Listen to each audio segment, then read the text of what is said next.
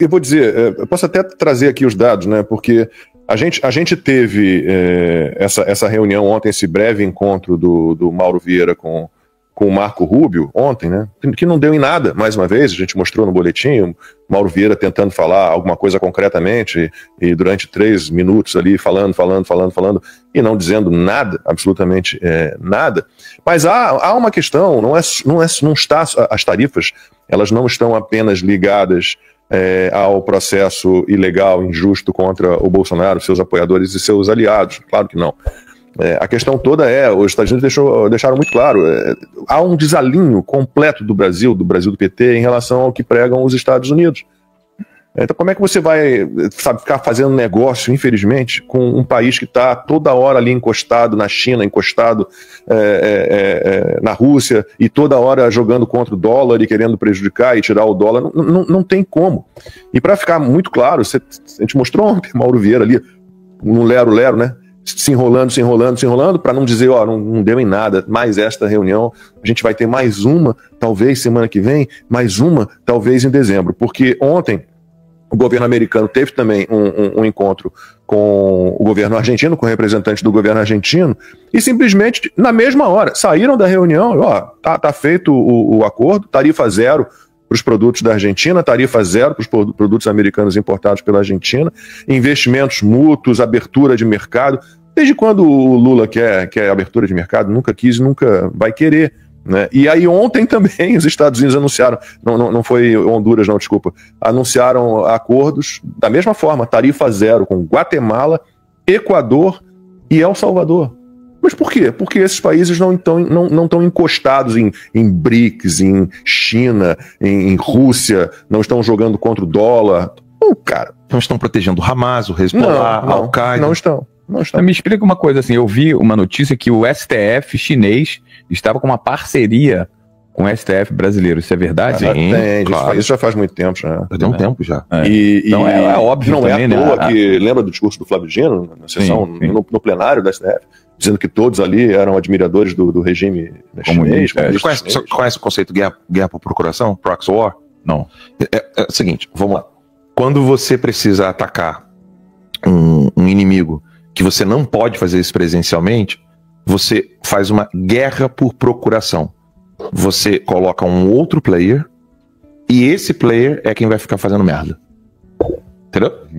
Então, guerra por procuração é isso, é uma triangulação. Então tem eu contra você. Aí, vamos dizer assim, vamos fingir aqui, eu não quero a contratação do rei no timeline, filho da puta, sacana, tá tirando meu brilho aqui, o cara inteligentíssimo, vou sacanear com o rei. Na tua frente eu vi, pô, rei, que bom tua presença aqui na timeline, bom demais, que não sei o quê. Aí eu vou lá e invento uma coisa para uma outra pessoa, essa pessoa fica falando com o Max, com o Lacombe, que não sei o quê, contra você. Isso é guerra por procuração. O Brasil hoje é a ferramenta de guerra por procuração da China. A China não pode fazer o que ela precisa fazer contra os Estados Unidos. O Brasil pode. Exato. Entendeu? Então ela usa o Brasil como guerra por procuração. É um conceito de proxy war. E quem se ferra é o Brasil. E quem se ferra é o Brasil. Quem toma sanção, tarifa.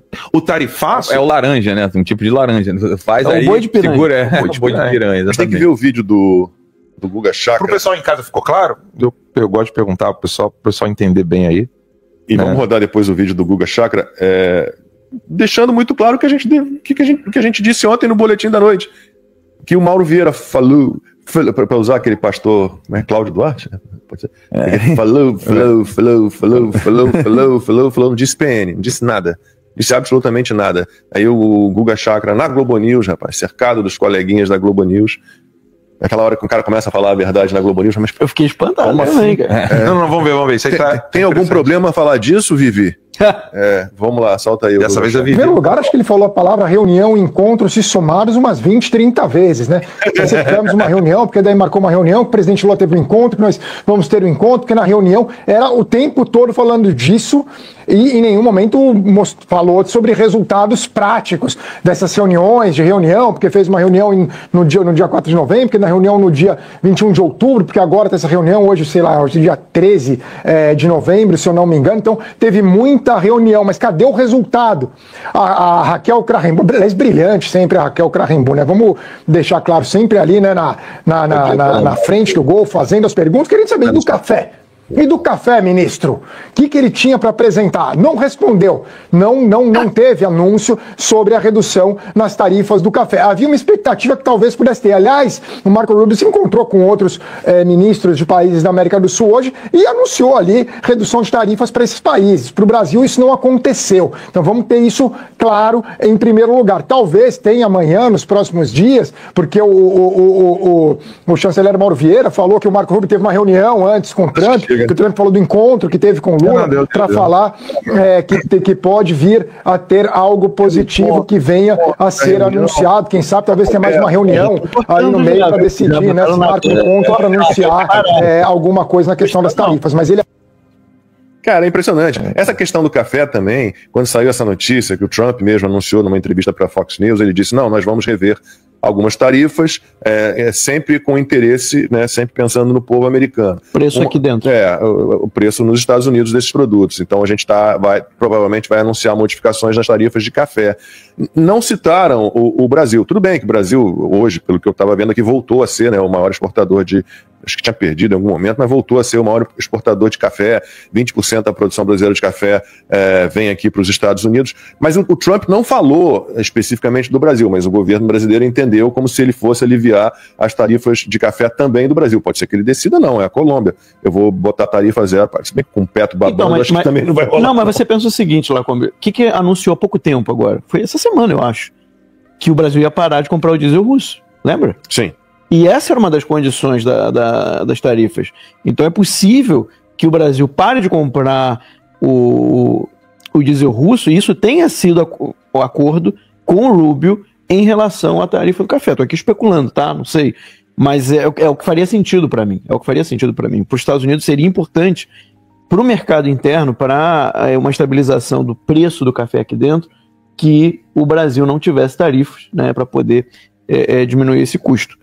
Agora, eu volto ao que a gente estava falando antes. Você falou do Pete Hegseth, secretário de guerra, que anunciou a Operação Lança do Sul. E ele deixou claro, é no hemisfério ocidental. É no hemisfério ocidental. Não é nos Estados Unidos só, não é na América Latina só, é no hemisfério ocidental. África, tudo. Ou seja, não tem espaço por Lula, não tem espaço por narcotráfico brasileiro. África teria que ser metade, né? Metade da África. Mas pega. Mas a questão é hemisfério ocidental, eles vão fazer isso. Não é à toa que gente, você não desloca um porta-aviões como o Gerald Ford para fazer um passeio. E com todos os navios que dão suporte. Você entende? É o Strike Group, Tá? Você não faz uma movimentação dessa, você não tem ideia quanto gasta, quantos milhões de dólares são gastos para você movimentar um porta-aviões daquele. Gente, assim, eu não consigo pensar às vezes assim, como que eu vou explicar isso? Porque para mim é muito óbvio as coisas. Para mim também. É muito óbvio. Então assim... Ainda mais depois que ele conseguiu... Pode falar. Ainda mais depois que ele conseguiu a vitória no Congresso. Ou seja, você não arruma confusão internamente. Mas tudo foi depois dessa vitória do Senado. Exatamente. É que o Senado, os democratas tentaram barrar que o Trump não pudesse atuar militarmente em outros países sem autorização do Congresso. 2 vezes tentaram. Eles não conseguiram. Então o Trump pode fazer. E ele vai usar esse poder. Só que é óbvio que o Trump, ele não vai chegar dando tiro e bomba em todo mundo. Ele intimida primeiro. Tem muitos modos de você atuar militarmente. É o que o Alan fala da guerra de quinta geração. Ele também sabe jogar esse jogo, não é só a China e a Rússia que sabem jogar esse jogo, não. Tem grupos mercenários também. Ou seja, tem uma série de questões. Mas o que eu queria focar aqui pra gente não perder muito o foco? Reunião do governo Lula com Marco Rubio sobre o tarifaço vira um desastre. E a tensão aumenta com o governo Trump. Bom dia para você que, assim como eu, tá se divertindo, mas ao mesmo tempo tá sofrendo, assistindo essa saga do governo Lula que sai por aí comemorando desastres e péssimas notícias pro Brasil.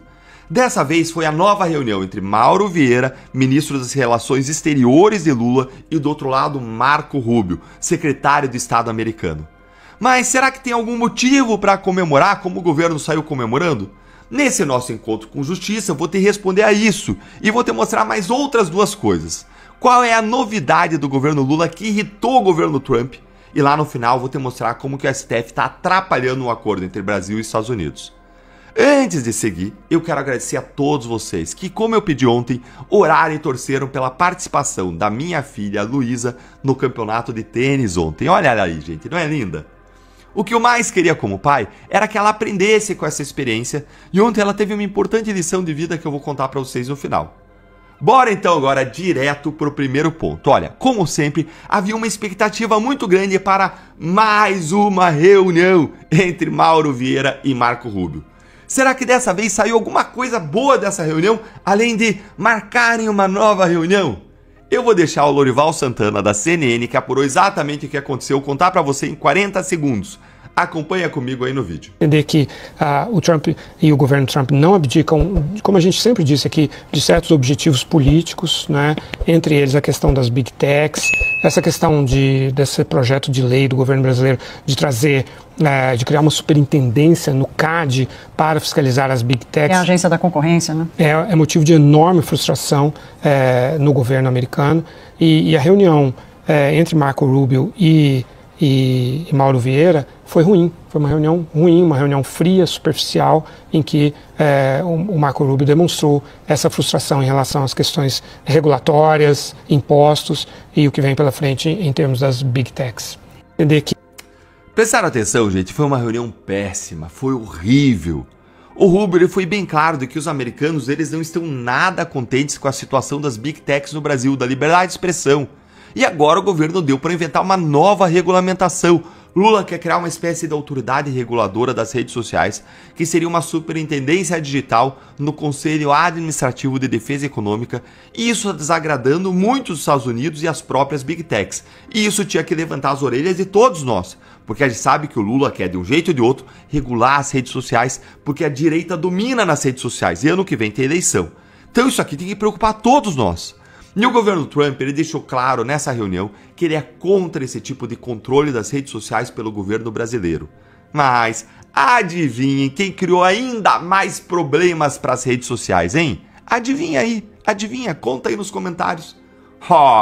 Ninguém mais, ninguém menos do que o Supremo Tribunal Federal. Se essa foi a sua resposta, parabéns, você acertou. Sempre eles atrapalhando.